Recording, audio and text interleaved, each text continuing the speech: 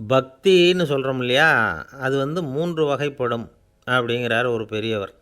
அது என்ன 3 வகைன்னா, தெய்வ பக்தி, அடியார்கள் பக்தி, குரு பக்தி. அடியார் பக்தியை விட, தெய்வ பக்தியை விட குரு பக்தி தான் ரொம்பவும் சிறந்ததுங்கிறார் அவர். தெய்வத்துக்கிட்ட செஞ்ச பாவம் குருநாதர்கிட்ட தீர்ந்துருமா. குருநாதர்கிட்ட செஞ்ச பாவம் தெய்வத்துக்கிட்ட போனாலும் தீராதான். இப்படி பெரியவங்கள்லாம் சொல்லி வச்சுருக்கிறாங்க. ஒரு காடு, அங்கே அயோத தௌமியர் அப்படின்னு ஒரு தபோதனர்.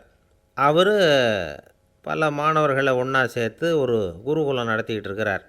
பல தரப்பட்டவங்க, பல திறப்பட்டவங்க மாணவர்கள் அதில் சேர்ந்து படிச்சுக்கிட்டு இருக்கிறாங்க. பாஞ்சால ராஜகுமாரன் ஒருத்தனும் அந்த குருகுலத்தில் சேர்ந்து படிச்சுக்கிட்டு இருக்கிறான். அவன் பேர் ஆருணி. பெரிய இடத்து புள்ள, இருந்தாலும் படுப்பில் ரொம்ப கெட்டிக்காரனாக இருந்தான்.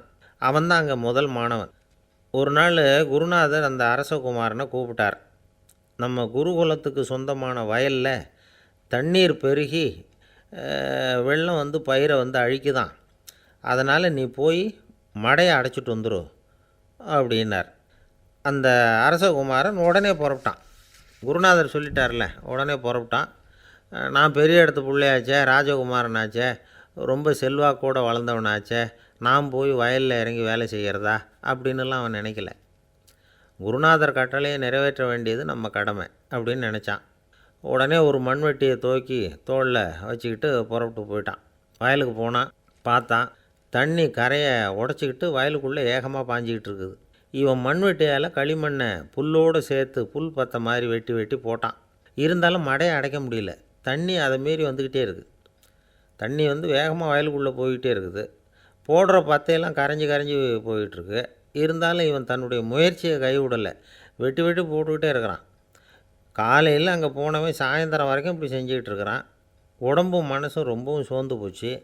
இருந்தாலும் குருநாதர் இட்ட கட்டளையை நிறைவேற்றாமல் இருக்கிறோமேங்கிற ஒரு குறை அவனுக்கு இருக்குது. குரு கட்டளையை நிறைவேற்றாத நான் வந்து இன்னமும் இருக்கணுமா அப்படின்னு யோசனை பண்ண ஆரம்பிச்சிட்டான். என்ன செய்யலாம்னு பார்த்தான். நம்ம குருநாதர் இட்ட பணிக்காக இந்த உடம்பையே தியாகம் பண்ணலாம் அப்படின்னு முடிவு பண்ணான். தண்ணி பாயுதில் அதுக்கு குறுக்க விழுந்து அப்படியே மடையை அடைச்சிக்கிட்டு அப்படியே படுத்துட்டான். இது மற்றவங்களுக்கு தெரியாது. அன்றைக்கி ராத்திரி ஒரு விளக்கு முன்னாடி உட்காந்து குருநாதர் பிள்ளைங்களுக்கு பாடம் சொல்லி கொடுத்துக்கிட்டு இருக்கிறார். வரிசையில் இருக்கக்கூடிய ராஜகுமாரனை காணலை.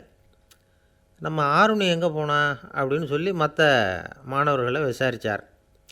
இப்போ அவங்க சொன்னாங்க, சுவாமி அவன் காலையில் வயலுக்கு வந்து மடையை அடைக்கிறதுக்காக போனான், நீங்கள் தான் போக சொன்னீங்க, இன்னும் திரும்பி வரல அப்படின்னு அவர் பையன்.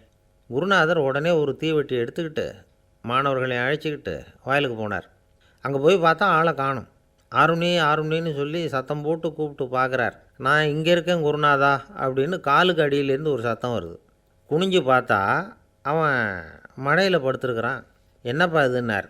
காலையிலேருந்து இந்த மடையை அடைச்சி பார்த்தேன் சுவாமி, முடியல, அதனால் இப்படி குறுக்க படுத்துட்டேன். என்னை தாண்டறதுக்கு பயந்து போய் தண்ணியே தேங்கி நின்றுட்டுது அப்படின்னா. அவனுடைய குரு பக்தியையும் அவனை தாண்டறதுக்கு அஞ்சு நிற்கிற தண்ணி தேக்கத்தையும் பார்த்துட்டு எல்லாரும் ரொம்ப ஆச்சரியப்பட்டு போயிட்டாங்களாம். ஆருணி எழுந்திரிச்சு வா அப்படின்னு கூப்பிட்டாரான் குருநாதர். அவன் தண்ணீரை பொழந்துக்கிட்டு எழுந்திரிச்சு வந்தானான். அதனால் அவனுக்கு வந்து உத்தாலகன் அப்படின்னு ஒரு பேர். உத்தாலகன்னா தண்ணீரை பிளந்தவன் அர்த்தம். அந்த உத்தாலகன் மாதிரி இந்த காலத்து மாணவர்களுக்கும் குரு பக்தி வேணும் அப்படின்னு சொன்னோம் ஒரு பள்ளிக்கூடத்தில். உடனே நிறைய மாணவர்கள் எழுந்திரிச்சு நின்னாங்க. சார், நீங்கள் எங்களை வந்து இன்னமும் சரியாக புரிஞ்சுக்கலன்னு நினைக்கிறோம். அன்னைக்காவது ஒருத்தன் அப்படி இருந்தான், இன்றைக்கி ஏகப்பட்ட உத்தாலகர்கள் இருக்கிறோம். எங்கள் வாத்தியார் கட்டளை இட்டால் இப்போவே அது மாதிரி வயலுக்கு போய் மடையில் குறுக்கப்படுத்துக்கிறதுக்கு இந்த வகுப்பில் உள்ள அத்தனை பேரும் தயாராக இருக்கிறோம் அப்படின்னாங்க. அப்படியா அப்படின்னு சொல்லி கேட்டோம் ரொம்ப சந்தோஷமாக. ஒருத்தன் ரொம்ப அடக்கமாக எழுந்திரிச்சான். அப்புறம் சொன்னான், ஆமாம் சார், வகுப்பில் வந்து இவர் நடத்துகிற பாடத்தை கேட்டுக்கிட்டு இருக்கிறத விட பேசாமல் போய் மடையில் படுத்துடுறது ஒன்றும் கஷ்டமான காரியமாக இருக்காது, அதனால தான் எல்லோரும் அங்கே போகிறேன்னு சொல்கிறோம் அப்படிங்கிறான்.